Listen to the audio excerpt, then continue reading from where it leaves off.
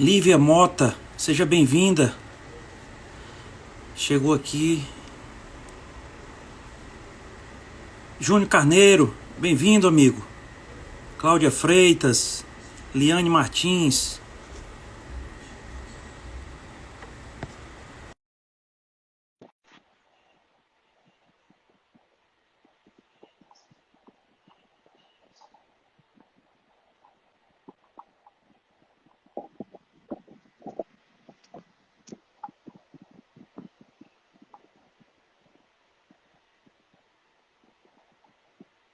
Guardando aqui a doutora Fabiane. Doutora Fabiane, boa noite. Boa noite, tudo bem, Rodrigo? Tudo ótimo. É uma honra para o diálogo aberto recebê-la, doutora Fabiane. Obrigada, para mim também conversar com vocês. Com certeza. Doutora Fabiane, eu tenho aqui, para iniciar a nossa conversa, eu tenho aqui uma biografia aqui resumida que eu vou ler, por gentileza, tá? Uhum. Como é a pronúncia do seu sobrenome, doutora? Eu não Seques? É Seques. Uhum. Isso Seques, mesmo. Seques. Certo.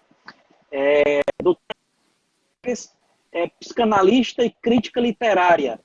Seus textos sobre literatura, cinema e psicanálise já foram publicados pelos jornais Folha de São Paulo, Globo, Estado de São Paulo, pelas revistas Cult, Época e 451, entre outros veículos. É doutoranda em teoria literária pela USP, mestre nessa mesma área e autora do livro Helena Ferrante, Uma Longa Experiência de Ausência, um ensaio dedicado à obra da autora italiana, publicado recentemente pela editora Clara Boia. Doutora Fabiane Seques. Doutora Fabiane, com relação à prática da leitura, né? Então, qual a sua leitura sobre o interesse dos brasileiros em arte e cultura?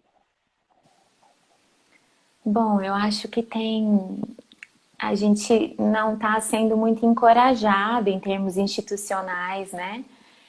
Eu acho que o Brasil tem uma dificuldade de leitura de maneira geral e essa dificuldade não está sendo trabalhada pelos órgãos que deveriam, né? Pelo Ministério da Educação. Enfim, a gente está vivendo um momento muito difícil para a cultura no Brasil. Doutora Apesar Fabiane, disso, pode falar. pode falar. Não, apesar disso, pode continuar, por favor. Apesar disso, eu acho que existem iniciativas, existem movimentos e existem resistências, né, a esse movimento aí que está em curso de desprestígio da cultura, né, absoluto, né, de falta de apoio, de estrutura mesmo, né, de um aparato institucional, mas apesar disso eu vejo muita vontade de resistir, assim, tem muita gente trabalhando contra esse movimento.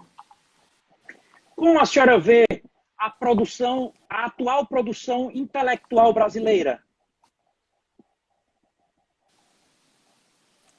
Eu vejo com bons olhos no sentido de que hoje, para escrever literatura, para trabalhar com pesquisa, para escrever resenha, enfim, para trabalhar em qualquer área da cultura, é preciso mais do que dedicação, mais do que competência, é preciso enfrentar esses monstros aí, né? Então, assim, eu vejo com bons olhos quem apesar de tudo, tá insistindo, tá persistindo. Então, eu acho que é principalmente no sentido político que eu consigo avaliar hoje a produção intelectual, cultural brasileira, e não no sentido estético, artístico, né? Eu acho que o que me chama mais atenção nesse momento é a persistência, apesar das dificuldades. Certo. O brasileiro, ele tem dado importância ao consumo cultural? Como é que a senhora vê isso? Olha, eu acho que é difícil pensar assim, o que que o brasileiro se inteira, né? Porque nós somos tantos Brasis, e são tantos brasileiros. O que eu acho que a gente pode pensar é que em outros países existe um estímulo que vem de áreas que dão uma cobertura para isso e que refletem nos sujeitos, nos indivíduos, né? Isso se reflete.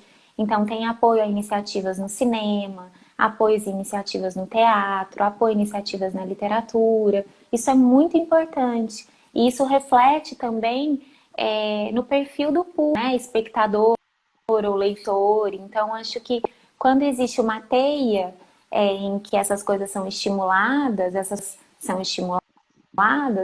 então a gente também tem um aumento de interesse por parte das pessoas. A gente vive um momento de aridez nesse sentido, então que fica muito na conta de cada um. As pessoas têm que se esforçar muito para chegar, ou para criar, ou para assistir. Mas como brasileiro, assim, instituição, eu penso mais nessa dificuldade, que mesmo que exista muito interesse, precisa sempre passar por um montão de obstáculos. Doutora Fabiane, com as pessoas tornarem-se mais próximas das artes. Como?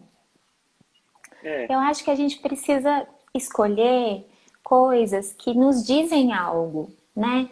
Mais que escolher um livro porque todo mundo está lendo ou porque a crítica literária já canonizou como um clássico, como uma obra importante. Eu acho que uma boa maneira de começar é começar pelo que nos mobiliza, né? Não adianta a gente pegar um livrão ou um livro ainda que curtinho, mas que não nos diga nada naquele momento. Se a gente tem que fazer uma travessia muito árdua, talvez a gente desista. Então, uma boa maneira de começar talvez seja essa, escolhendo filmes, escolhendo músicas, escolhendo livros que mobilizem. Depois, é claro, o ideal seria que esse fosse só o começo de um caminho, né? Que a gente desse depois outros passos. Mas eu acho que para começar, talvez seja uma boa coisa. doutora Fabiane, qual a sua percepção da literatura e o cinema como economia criativa? Uma pergunta difícil, né? Eu não sei se eu sou a melhor pessoa para falar em economia criativa, mas talvez eu possa dizer que eu vejo essa cisão entre cultura e sociedade e economia, né? Existe a cisão, economia aqui, cultura aqui, sociedade aqui. Para mim é uma cisão muito artificial, uma divisão que não se sustenta, né? Essas coisas se autoalimentam e deveriam estar caminhando juntas, né? Não dá para olhar só para a economia sem olhar para o social, não dá para olhar só para a economia sem olhar para a cultura. Essas coisas, elas estão juntas, né? Eu quero deixar avisado para os seguidores que quiserem enviar perguntas aqui para a doutora Fabiane, pode enviar, que a doutora está aqui gentilmente para responder. Doutora Fabiane, onde se encontra a crítica literária com a psicanálise? Olha, tem alguns pontos de convergência, mas é um encontro muito delicado, no sentido de que esse encontro precisa ser promovido de uma maneira muito cuidadosa, né? Para que uma área não domestique a outra, né? Então é muito perigoso a gente aproximar a literatura de qualquer outra área e a literatura se tornar só utilitária, ou seja, uma ilustração da teoria psicanalítica, uma ilustração de um conceito da psiquiatria, uma ilustração de um conceito da antropologia. isso é muito perigoso. Então, quando a gente vai juntar a literatura com outra área, a gente precisa sempre tomar muito cuidado para respeitar o objeto propriamente literário e trazer esses outros conceitos mais como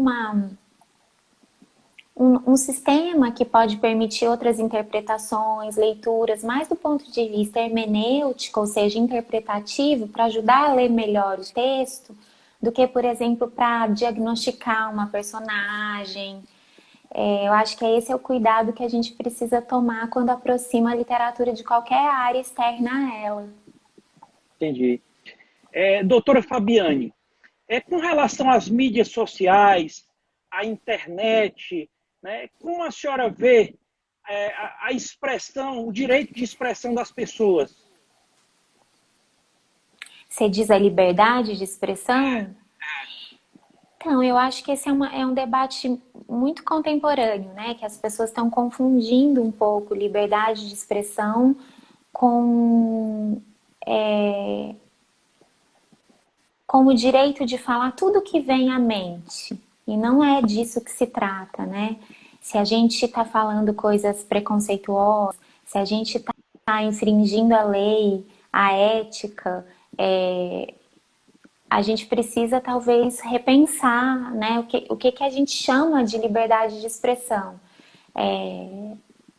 Se eu tenho uma opinião racista, eu não tenho o direito de expressá-la porque existe uma lei que diz que racismo é crime. Então, as liberdades, elas não são plenas, né? Elas têm limites. E acho que é uma confusão muito comum do nosso tempo, né?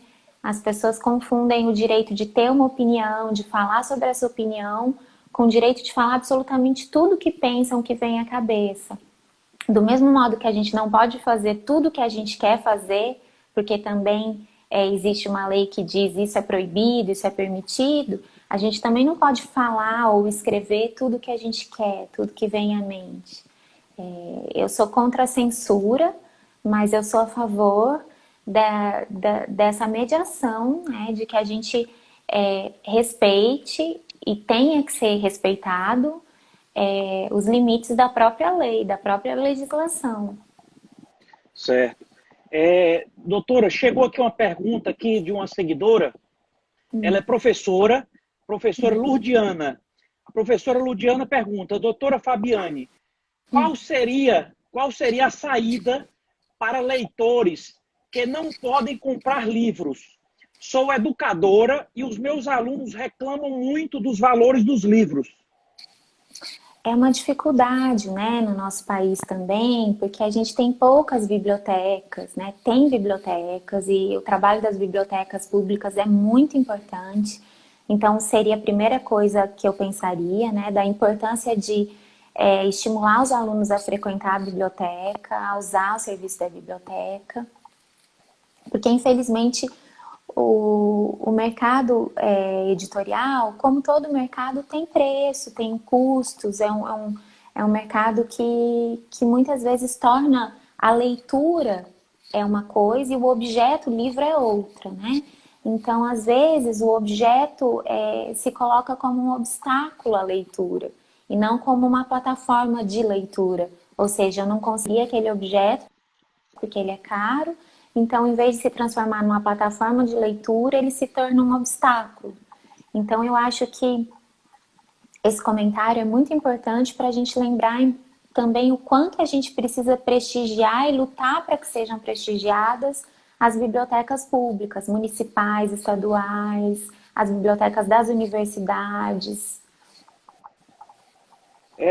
Doutora Fabiane, na literatura, a senhora acha que o escritor ele está sendo levado para escrever textos curtos?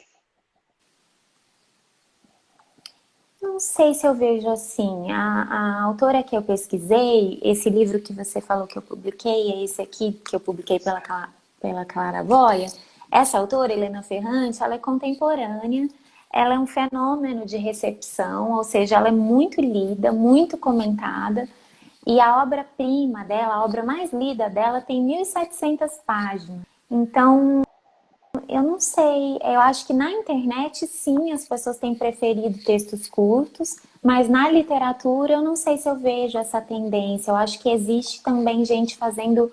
Tem um escritor norueguês chamado Nausgard, que também escreve, ele tem 6 volumes, mais de 2.000 páginas. Então a gente tem exemplos desses textos mais curtos, de romances breves, de novelas, de contos, mas a gente também tem essas obras grandonas que eu realmente não saberia estatisticamente dizer qual prevalece. Agora, né, sim, me parece que tem um desejo de agilidade, né? Quando um texto é um pouco mais longo, as pessoas chamam de textão, pejorativamente, né? Então, talvez seja isso, né? Que a pessoa tenha pensado quando comentou. Não sei se alguém que comentou, se você que fez a pergunta. Eu que fiz, eu que fiz.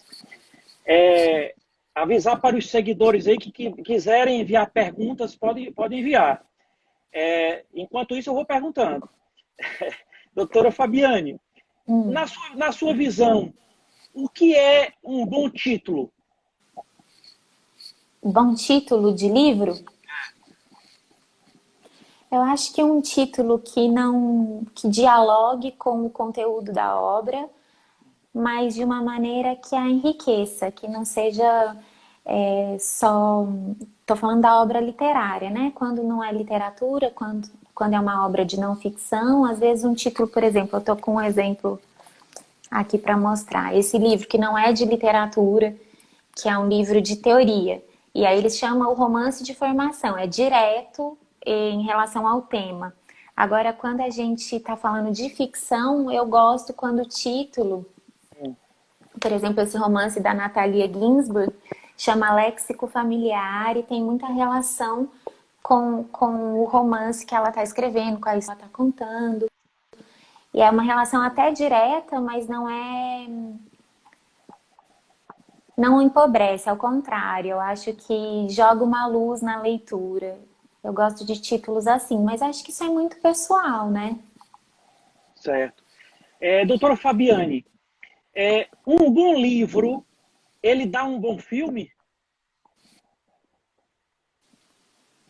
Acho que não necessariamente, e não necessariamente um bom filme inspirado num livro, o livro é bom. Tem exemplos dos dois casos, né? De livros bons que renderam filmes ruins. É o que mais tem, acho que em termos de quantidade. E também tem exceções, tem histórias de filmes muito bons e que o livro não é tão bom quanto o filme. São duas obras autônomas, né? Duas plataformas diferentes, duas maneiras de dialogar com os temas, de tensionar os temas. Cada um tem seus recursos, então a gente costuma pensar muito ligada as duas coisas quando é uma adaptação literária, mas a gente precisa lembrar que são duas obras autônomas, que elas só partem. O filme, uma adaptação, ela tem no livro um ponto de partida, não é um ponto de chegada, né? Mas existe essa confusão de que um bom filme seria aquele que foi fiel ao livro. E não é verdade. Às vezes uma obra que toma liberdades acaba se tornando muito interessante. Uma obra muito fiel pode não ser, não acrescentar nada, né? Ser só quase um decalque da obra. Então é muito difícil falar assim em termos gerais. Mas de qualquer maneira, eu acho que não é uma relação. Se o livro é bom, o filme vai ser bom. Acho que não. Certo. Doutora, chegou uma pergunta aqui. As mídias convencionais estão em crise? Acho que sim, acho que já há algum tempo, né? Não só agora, na pandemia, que estão precisando se reinventar pelas limitações, mas eu acho que a internet tem colocado toda a comunicação em pauta, tem tensionado muito algumas questões que permeiam toda a comunicação, o jornal, a televisão, as revistas impressas, os livros mesmo impressos. Então, acho que a gente está vivendo um momento em que essas coisas todas estão sendo repensadas e reorganizadas e precisam ser, né, para poder continuar existindo, continuar sendo relevantes. O que a gente vê é que as velhas plataformas, as tradicionais, estão precisando se reinventar, encontrar soluções. Certo. Acho que a Doutora Fabiana, internet molda muito a maneira. pronto. Chegou um comentário aqui interessante. O livro sempre nos deixa mais a par. É minucioso e o filme corta muito. Hum. É, é difícil comparar o livro e o filme justamente por isso, né? Porque, por exemplo, vou dar um exemplo da autora que eu estou estudando, né? Ela foi muito adaptada. O primeiro e o segundo livro dela se transformaram em filmes, o terceiro está sendo adaptado. Essa tetralogia, que tem 1.700 páginas, virou uma série de televisão. E por melhor que seja a série, por mais que as pessoas gostem, o comentário é: essa cena parecia mais detalhada, isso pareceu mais longo, aqui pareceu muito abreviado, porque são plataformas diferentes, né? Cada uma tem uma experiência estética própria. Quando a gente compara nesses termos, eu acho que é inevitável que a gente se frustre se a gente não tiver aberto para essa outra obra. Quando a gente tem muito apego ao livro, dificilmente a gente consegue curtir o filme pelo que ele é. A gente fica vendo que ele não é, né? Quais são as faltas dele e tal. Outro comentário aqui. O livro nos faz viajar, imaginar, às vezes nós entrando na história. A leitura é detalhada. Então, o livro abre esse campo, como ele não tem imagem, como ele tem só palavras, quem forma as imagens é a nossa imaginação, né? O nosso imaginário que vai, mesmo que tenha uma descrição física muito detalhada, mesmo que seja de uma região que a gente conhece, uma rua que a gente já passou, a gente preenche com a nossa imaginação. E no cinema a gente já é confrontado com a imagem, né? Exatamente. Doutora, chegou uma pergunta aqui. A ausência de Helena Ferrante teria a ver com a filosofia existencialista de Jean-Paul Sartre? Puxa, eu não, no meu trabalho de mestrado e nem no livro eu não faço relação com o Sartre. Acho que é possível fazer, acho que é um caminho possível, sim, mas não é o caminho que eu percorri. Então não vou me atrever aqui a fazer de orelhada para não cometer nenhuma simplificação, mas não me parece impossível, não me parece um caminho legítimo. Certo. Doutora, outra pergunta aqui que chegou. O que fascinou a senhora no livro de Helena Ferrante, que lhe estimulou a estudar literatura? Olha, a gente depois olha para trás e fica procurando-os, né? Nem sempre essas relações que a gente estabelece de causa e consequência, depois que a coisa já aconteceu, elas de fato explicam, mas a gente tece algumas hipóteses. Uma das coisas que eu acho que me levaram a continuar com o livro, a querer estudá-lo, né? Eu fiz a minha dissertação de mestrado, a minha pesquisa, principalmente sobre a tetralogia napolitana, sobre a Amiga Genial, que é composta de 4 volumes, né? Eu acho que, primeiro, o fato de que a própria narradora se forma em literatura e para ela os livros são muito importantes.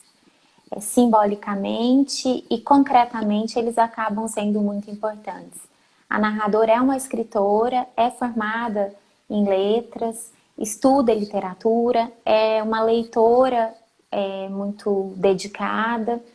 Então, isso me chamou a atenção, porque eu sempre gostei muito de literatura, eu sempre tinha essa vontade, eu queria em algum momento da vida estudar formalmente literatura, fazer um mestrado, um doutorado, mas ainda não tinha acontecido. E com esse livro, talvez pelo percurso da própria protagonista, eu me senti encorajada a buscar e a procurar a universidade e comecei e fiz o mestrado. Certo. E qual a contribuição de Helena Ferrante para a sua formação literária?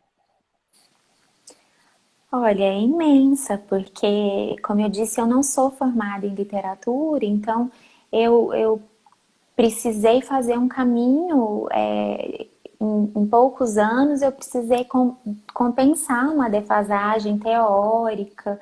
Eu sempre li muito, mas cada área tem as suas especificidades, os seus conceitos, né? Os seus livros e textos que são fundamentais, ou seja, que são fundamento daquela área. E na teoria literária também é assim. Então, depois da Ferrante, eu tive que fazer muitas outras leituras de teoria e de literatura, mas foi o livro dela, foi a tetralogia dela que me permitiu fazer essa jornada. Então, eu devo muito a ela. Certo.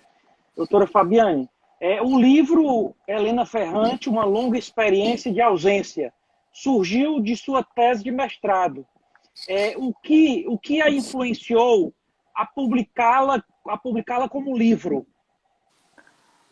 Então, não é bem a minha dissertação que eu publiquei como livro. O texto do livro é inspirado na dissertação, mas é um outro texto. A dissertação foi focada na tetralogia e o livro faz um panorama da obra da Ferrante desde o primeiro até o último romance publicado. Então, só tem um capítulo no livro, que é o capítulo sobre a tetralogia, que é mais parecido, que está mais colado com a minha dissertação. Ainda assim, também não é um livro acadêmico, é um ensaio. É um livro para leitores e leitoras da Ferrante, não para estudiosos.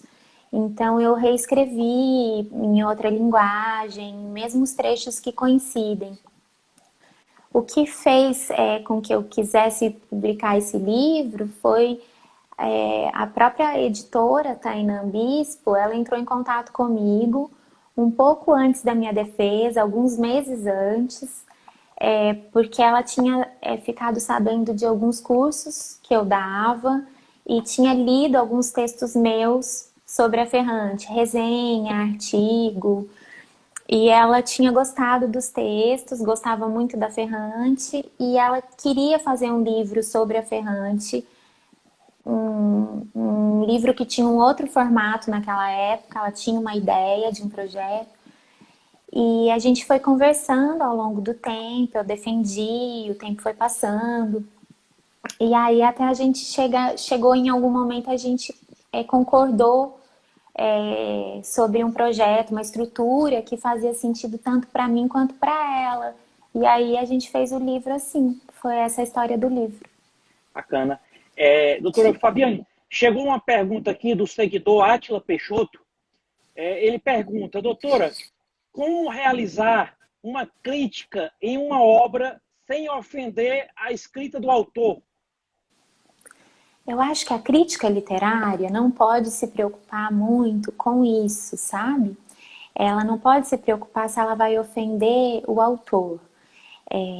Com isso, eu não quero dizer que a crítica pode se dar o direito de ser desrespeitosa, no sentido de que para fazer uma boa crítica, mesmo que seja uma crítica que classifique aquela obra a partir de problemas daquela obra e veja muitos problemas, essa crítica precisa ser respeitosa no sentido de que o crítico precisa ter se dedicado àquela obra, precisa ter se debruçado sobre ela. Então, nesse sentido, o que seria ofensivo para mim, em termos de crítica literária, é um crítico não dedicar atenção e cuidado à obra que ele vai resenhar. Fora isso, se o crítico dedicou, eu acho que a crítica precisa poder, inclusive, apontar problemas, e acho que é o papel da crítica também, senão seria só elogio, né? Isso não faz uma resenha crítica. Então a gente, quando escreve literatura e vai publicar um livro, e se a gente for, de alguma maneira, objeto de uma crítica, tem essas duas dimensões que me parecem que estão em curso, né? Uma crítica só pode ofender um autor conceitualmente, né, se ela for desrespeitosa. Por exemplo, uma crítica que leu tão mal um livro que comete um erro e diz que o narrador era X enquanto o narrador era Y, uma crítica que é relapsa, mas uma crítica que aponta problemas num livro e faz isso de uma maneira respeitosa é uma crítica muito importante. Talvez mais importante do que uma crítica que só mostre as qualidades de uma obra, né? Certo. Doutora, chegou uma pergunta aqui da Érica Damasceno. A Érica pergunta, para estudante de psicologia que se interessa pela abordagem psicanalística, qual é o livro que a senhora indica para ler? Acho que eu começaria pelo Freud, né? Que é o pai da psicanálise. Então, se você é estudante de psicologia e se interessa por psicanálise, eu começaria lendo os textos do Freud. Talvez eu pegasse, não necessariamente em ordem cronológica, né? Não precisa começar do primeiro, porque o Freud tem uma obra muito vasta. Então, se você quiser ter um gostinho para ver o que é, talvez eu escolhesse os textos principais do Freud. O Mal-Estar na Civilização. Talvez seja um bom texto, inclusive pensando em começo, embora o Freud tenha escrito no fim da vida, o Freud morreu em 1939 e ele publicou esse texto em 1930. Mas mesmo sendo um texto de fim de obra, assim, né, que já tem um percurso importante, é um texto interessante para quem ainda não é especialista em psicanálise, porque ele não se dirige apenas a quem já leu os textos anteriores. O Freud é muito claro, né? Mas tem outros, tem o Luto e Melancolia, tem o Totem e Tabu. Tem alguns textos do Freud que são clássicos. Certo. Doutora, um abraço grande, Toton e lá para o Vítora. Uma pergunta que chegou aqui. Doutora Fabiane, o que faz para um texto ter notoriedade na internet, que é um meio tão acessível? Eu não sei se eu entendi bem a pergunta, mas o que faz um texto na internet se destacar, é isso? Eu também não sei se a gente tem uma fórmula única, a gente vive se surpreendendo, né? Às vezes um texto muito longo, um texto até mais difícil, que a gente não imaginaria que repercutiria tanto, acaba circulando, comovendo as pessoas. Em geral, os textos que vão bem na internet são os textos mais didáticos, os textos mais claros, os textos que atingem um grupo maior de leitores, né? E que não conversam só com grupos nichados.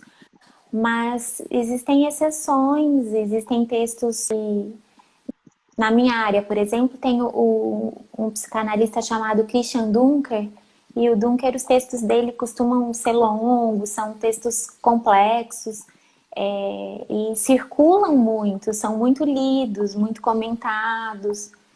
Então, eu acho que mais importante, não sei se a pessoa que perguntou isso está perguntando porque está pensando no próprio texto, mas eu acho que mais importante do que notoriedade é pensar com quem você gostaria de falar, quem você gostaria que lesse o seu texto. E aí você modula a conversa pensando nesse interlocutor. Eu acho que cada conversa é modulada assim, né? A gente não fala da mesma maneira com qualquer pessoa. A gente também não escreve da mesma maneira, independentemente de quem a gente quer que leia, né? Principalmente quando é um texto de não ficção. Então, acho que tentar entender com quem você quer conversar, quem que você quer que leia o seu texto, ajuda a pensar em como escrevê-lo, que decisões tomar, simplificar ou complexificar, cortar ou deixar o texto mais longo, enfim. Outra pergunta chegou aqui. Doutora Fabiane, nestes momentos de crise, né, que as pessoas estão em isolamento, qual a importância da literatura? Ai, me parece, eu vou falar da minha opinião, mas me parece ainda mais importante do que já era, né? Eu não sei como tem sido para vocês, mas para mim a leitura e também outras formas de arte, a música, o cinema, as séries, tem sido uma companhia muito importante, tem sido um alento nesse momento tão difícil. Então eu acho que esse reino da fantasia, né? O reino da arte, estou falando assim de maneira geral, eu acho que nos ajuda a elaborar um monte de questões que a gente tem aí, é muita tristeza, muita, a gente abre a internet, né, ou o Twitter, ou um portal para ler as notícias, e é muito difícil acompanhar as notícias de hoje, né? Então a arte tem um efeito tanto de abrigo, quanto também de companhia para ajudar a elaborar essa dor, elaborar esses dilemas, as questões todas que estão postas, seja para quem quer ler A Peste do Camus e pensar exatamente sobre a questão diretamente, seja para quem quiser ler um romance de ficção científica, seja para quem quiser ler. A gente estava ontem, eu tenho um grupo de estudos de literatura e psicanálise, a gente estava lendo Jane Austen, ontem foi um encontro para a gente falar de Orgulho e Preconceito. Então, para quem quiser ler um texto de 200 anos atrás, né? Não importa, o importante é que a gente tenha essas companhias. Eu acho que a arte é muito preciosa. Doutora Fabiane, chegou aqui uma pergunta. Qual a obra da Ferrante você considera a que mais entra no psicológico dos personagens? Eu li 2 dias de abandono e fiquei totalmente imersa na cabeça da personagem. Eu acho que Dias de Abandono, conforme você lia a pergunta, eu fui pensando em Dias de Abandono. Em termos psíquicos, né, o que mais se aprofunda, pensando num colapso, principalmente psíquico, me parece que Dias de Abandono faz um trabalho maravilhoso nesse sentido. A tetralogia, eu acho que é ainda mais profunda, porque a gente acompanha a protagonista ao longo de 6 décadas de vida. Então, a gente acompanha o mundo interno dela em crises, em momentos de felicidade, em dificuldades, em conquistas. Agora, Dias de Abandono é uma história muito curta e muito densa. Então, ela se passa do começo ao fim de uma crise. Então, a gente acompanha esse período de desorganização psíquica. Mas o primeiro romance dela, Um Amor Incômodo, também é um livro que acompanha o trabalho de luto de uma filha que perde a mãe. A filha perdida dela, que é o terceiro romance, também tem uma complexidade psíquica impressionante, embora opaca, né? Não é que ela examina e esclarece. Permanece opaco pra gente, permanece misterioso. Mas eu acho que esse é um atributo que está espalhado na obra da Ferrante de modo de forma geral, sabe? Certo, Ela faz essa investigação psíquica das personagens. certo. Doutor Fabiano, chegou aqui uma pergunta do artista plástico, arquiteto, escritor e poeta, Totônio Laprovítera. O Totônio pergunta, doutora Fabiane, os livros de autoajuda têm relevância no processo de autoconhecimento?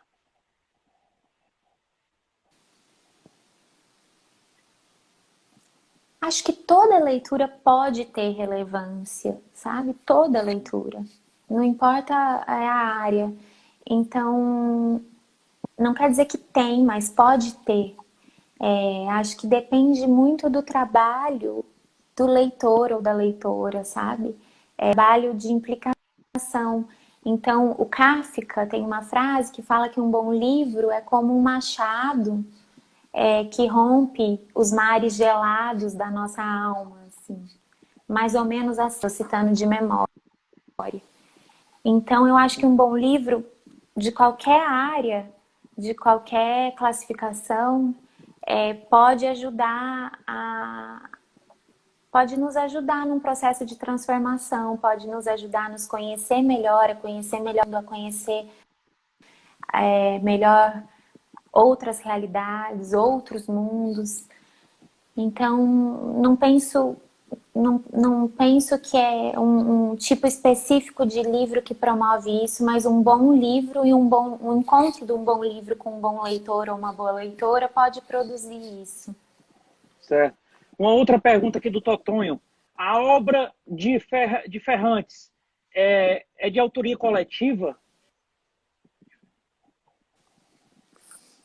Então, a gente não sabe, né? Helena Ferrante é um pseudônimo, a gente não sabe quem é a pessoa por trás dele. A hipótese mais provável é que seja uma mulher chamada Anita Raia.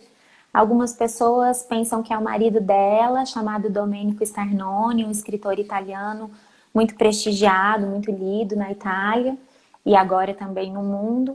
E algumas pessoas acreditam que é um trabalho a quatro mãos, dos dois juntos. Então não dá para saber, porque a gente tem que esbarrar nesse limite do que é conhecido ou não. A hipótese mais provável não é essa. A hipótese mais provável é que seja a Anita Raia, né? Mais provável hoje para os estudiosos e para o jornalista que fez a investigação em torno do pseudônimo. Mas existe sim a possibilidade de ser um trabalho em conjunto dela e do marido. Certo. Doutora Fabiane, nesse momento de crise, nesse momento de pandemia que a humanidade está passando, né? Aí a maior crise sanitária do século, tá? Em que momento nós vamos conseguir enxergar os resultados, os reflexos desse momento da humanidade? Olha, eu acho que a gente já está enxergando, infelizmente, né? Acho que a gente nem vai precisar de afastamento histórico, acho que vamos precisar de afastamento histórico para medir a extensão do dano, mas o dano com certeza já está em curso há muito tempo, né? A gente está provando isso, né? A gente está sem ministro da Saúde, o Brasil é o país que tem feito a pior gestão da pandemia. A gente está completamente desassistido, né? Na melhor das hipóteses, para não dizer que tem um trabalho em curso que é contra o próprio Brasil, para não dizer dizendo já. Então, eu acho que a gente já está... Acho que a gente já tem todos os dias no noticiário um monte de indicativos importantes de um fracasso mesmo desse governo, né? Então, das consequências muito, muito brutais, né? E eu acho que a gente ainda vai precisar de muito tempo para elaborar, poder metrificar, para poder entender aí qual que é a extensão desse dano. Porque me parece que é muito maior do que já parece imenso, mas me parece que vai ser muito maior do que a gente é capaz de calcular. Doutora Fabiane, aproveitando aqui a presença do artista Totonho aqui na live, ele é uma pessoa, um artista que eu admiro muito, e ele tem por característica, ele é uma pessoa bem-humorada. Sempre quando eu encontro com o Totonho e tudo, ele está sempre de bom humor. E eu já vi uma declaração sua dizendo que o humor é um bom caminho para se chegar ao absurdo. Aí eu queria que a senhora explicasse um pouquinho sobre isso. Tá, eu falei isso numa entrevista com a editora Todavia sobre um livro que chama Meu Ano de Descanso e Relaxamento, que é um livro que fala de coisas muito tristes, mas também é muito engraçado. E eu falei que o humor, às vezes, é uma via muito interessante para representar o absurdo. E eu continuo, é uma impressão que eu acho que extrapola esse livro, né? Eu realmente acho que é um instrumento, um recurso muito valioso, o humor. É claro que quando é banalizado, quando o humor é usado contra a, o objeto, ele pode ser muito cruel e pode também trazer resultados muito desastrosos. Mas que é um recurso muito interessante para a gente se apoiar nesse momento difícil também. Vou dar um exemplo. Talvez vocês tenham assistido um vídeo do Gregório, do Vivier, que se chama Leveza. Um vídeo muito bonito que está no YouTube. E o Gregório fala, então, sobre a importância da arte para lidar com a morte e com as perdas. Mas ele a leveza nos termos que a Regina Duarte usou, e faz uma defesa de uma outra leveza muito mais importante. E o vídeo tem trechos muito engraçados e tem trechos muito sérios, muito comoventes, e uma coisa não exclui a outra, ao contrário, né? Então acho que é um bom exemplo. Doutora Fabiane, qual a diferença na formação da pessoa, na personalidade da pessoa? Uma pessoa que vive numa cidade que é uma cidade cosmopolita, né? E uma pessoa que vive numa cidade que é mais que é menor, uma cidade menor, uma cidade. Isso aí muda a personalidade da pessoa, a formação. Olha, eu sou de uma cidade muito pequena. Eu sou nascida numa cidade chamada Itajubá, que fica no sul de Minas, de 100 mil habitantes. Eu vim para São Paulo quando eu passei no vestibular, quando eu tinha 17 anos, prestei vestibular, entrei e vim para cá. São duas maneiras de viver muito diferentes. As duas têm perdas e ganhos. E eu acho que é claro que a vida nas grandes cidades proporciona mais opções, talvez, em termos de cultura, de lazer. Mas eu não sei se eu pensaria que molda a personalidade. Eu acho que talvez dê mais a vida nas grandes cidades ofereça alguns recursos que a vida nas cidades menores não oferece. De outro lado, a minha irmã, por exemplo, é médica e ela ainda mora em Itajubá. Ela foi para Belo Horizonte quando eu vim para São Paulo, na época que ela foi sair para estudar, ela foi estudar em Belo Horizonte, voltou e gosta muito de viver lá. E ela tem ganhos e experiências de vida que eu não tenho. Então, quem escrevia muito bem sobre isso, eu acho, é o Drummond, que era também de uma cidade pequena chamada Itabira, e depois foi morar em Belo Horizonte, no Rio de Janeiro. E a vida toda ele escreve sobre as duas experiências e sobre o contraste entre elas. E eu gosto muito porque eu me sinto sempre no meio desses dois mundos. Eu não pertenço nem só a um nem só a outro. Então ele tem um poema que ele diz que ele vive entre a roça e o elevador. E eu acho que eu me sinto assim, entre a roça e o elevador. Doutora Fabiane, me veio aqui à mente aqui novamente, voltando, eu vi o Totonho aqui novamente, o Totonho está parabenizando aqui pela live. E eu me lembro que também outra afirmação sua foi que o humor seria um mecanismo de defesa, né? O que é que a senhora quer dizer com isso? Assim? Então, o Freud tem um texto sobre xiste em que ele examina o humor como um mecanismo de defesa. A gente pensa no senso comum, no vocabulário comum, que defesa é uma palavra negativa. Que quando a gente usa, a gente fala, essa pessoa é tão defensiva, né? Mas defesa também na psicanálise tem uma acepção também positiva, né? A gente ter recursos para se defender da dor, do mundo, das dificuldades, dos desafios, é muito importante. Então, assim como a sublimação é um mecanismo de defesa para a psicanálise, né? A sublimação, ou seja, para o Freud, ele pensava que o artista, o escritor, o pintor, o escultor, aquele que transforma um sofrimento, ou um afeto, ou uma tensão em uma obra que desloca para a criação, estava fazendo isso através de um mecanismo que ele chama de sublimação. Não é por isso que não é válido, ao contrário, se a gente perder todas as nossas defesas, a gente não dá conta de parar em pé, né?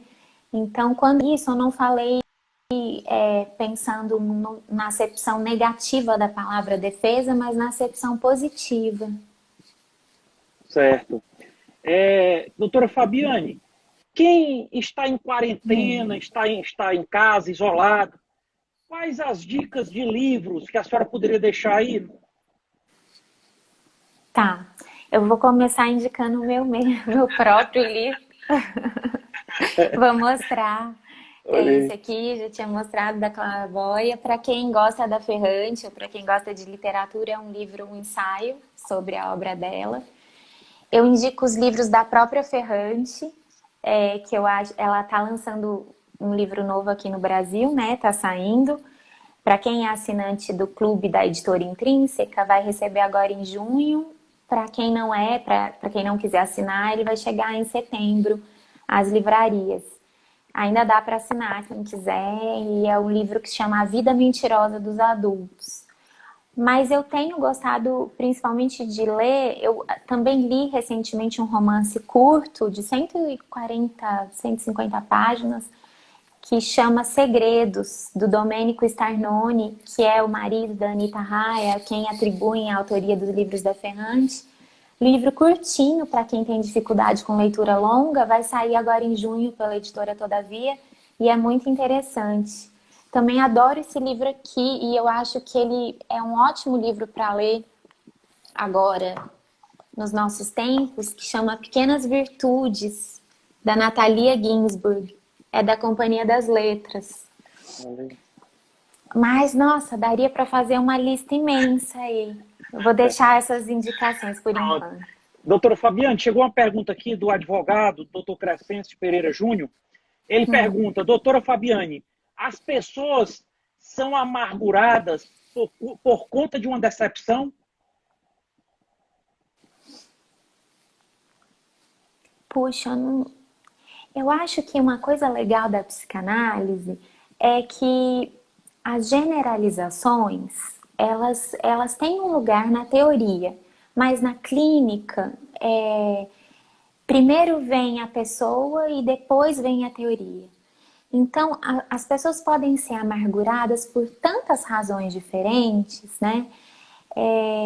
Eu acho que talvez a sua pergunta seja assim: uma pessoa nasce amargurada ou ela se torna amargurada? E é uma pergunta difícil de responder, né? Como quase tudo que é nosso.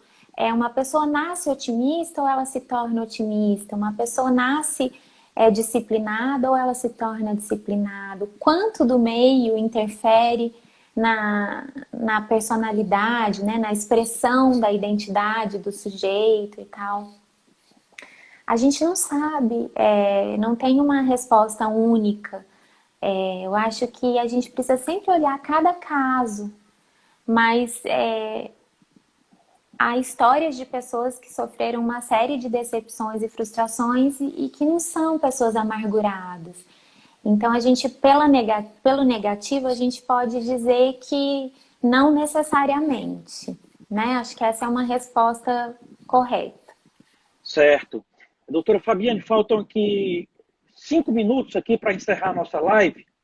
Tá? Antes das suas considerações finais, eu vou aqui deixar um recado aqui para os seguidores, aliás, 2. Quem está nos assistindo, quem não segue ainda o Diálogo Ponto Aberto, pedir para seguir aí, nós temos lives diariamente às 19 horas, com diversas temáticas. Amanhã nós vamos ter uma live com a juíza de direito, a doutora Ana Paula Gomes de Freitas. Ela é juíza da vara criminal e vai dar aqui também uma aula aqui, né, sobre direito penal, sobre também curiosidades, que vai ser bacana. Na sexta-feira, nós vamos estar aqui recebendo o senador da República, senador Humberto Costa, foi ministro da Saúde, e vai aqui, a experiência que ele tem como ministro, ele vai dar a opinião dele com relação à pandemia, enfim. Nós temos diariamente uma agenda aí de todos os gostos, de diversos temas, e vamos seguir o diálogo com ponto aberto. Doutora Fabiane, uma honra grande para o Diálogo Aberto recebê-la, parabenizar pelo seu Obrigada trabalho, pelo convite. agradecer pela sua gentileza, a sua atenção, a sua aula de literatura aqui nesta noite, tá? Então, eu gostaria que a senhora deixasse uma mensagem final aqui para o Diálogo Aberto. Eu acho que a mensagem que eu gostaria de deixar é para a gente não ver os livros como um caminho para poucos. Esse elitismo em torno da literatura, né, dos iniciados, dos bons, é uma bobagem, sabe? É uma construção cultural que atrapalha, que fica no meio, às vezes como um obstáculo entre você e um livro. Então a gente sempre pode começar, a gente pode sempre encontrar um livro que converse com a gente. A gente não precisa começar do livro mais cabeçudo, do mais inteligente. A gente pode começar daquele que a gente se sente capaz de ler naquele momento. E a partir daquele a gente vai se desafiando e lendo outros e outros e outros. E assim a gente vai, acho que abastecendo o nosso repertório interno, vai se nutrindo, vai aprendendo mais sobre a gente mesmo. Quando a gente lê literatura, a gente também tem esse exercício de alteridade, de reconhecer diferenças, de empatia. E tudo isso é muito importante. Então, acho que a gente não pode desistir da literatura. Com certeza, maravilhosa mensagem para encerrar com chave de ouro. E antes de encerrar aqui, doutora Fabiane, eu quero fazer um dos agradecimentos aqui, né? Os seguidores que participaram tão brilhantemente, né? A professora Lourdiana, né? Secretário Executivo de Turismo de Fortaleza, grande Érico Vasconcelos, obrigado, meu amigo, pelo prestígio. Átila Peixoto, o Totonho Laprovítera, Roger Puchen, grande empresário, obrigado. Cláudia Freitas, Érica Damasceno, enfim, tanta gente boa aqui, viu, doutora Fabiane? Que abrilhantaram aqui a nossa live. Então, aqui, tá avisando aqui que vai faltar um minuto aqui para encerrar. Tá faltando um minuto. Então, mais uma vez, obrigado Tá bom, a todos. gente. Boa noite. Boa noite, doutora Fabiane. Que Deus abençoe e muita saúde. Boa noite. Boa Até noite. amanhã às 19 horas, Obrigada. pessoal. Tchau, tchau. Obrigado. Tchau. Valeu, pessoal. Falta aqui 50 segundos. Agradecer aí o prestígio de todos. Amanhã, às 19 horas, com a juíza de direito, doutora Ana Paula Gomes de Freitas. Ela é juíza da vara criminal. Vai dar uma aula aqui sobre direito penal, sobre como está a magistratura nesse momento de pandemia. Enfim, na sexta-feira vamos receber o senador Humberto Costa, ex-ministro da Saúde, uma agenda aí de diversas temáticas. Obrigado, doutora Ana Paula Freitas. Amanhã a nossa convidada especial aqui está aqui nos prestigiando. Amanhã às 19 horas, com certeza convidando aqui, doutora Ana Paula, para todos estarmos aqui assistindo a sua aula amanhã às 19 horas. Obrigado a todos, que Deus abençoe. Tá? Até amanhã. Obrigado pela atenção, pelo prestígio, pela gentileza da participação na nossa live. Com certeza, doutora Ana Paula. Até amanhã, às 19 horas. Boa noite, pessoal.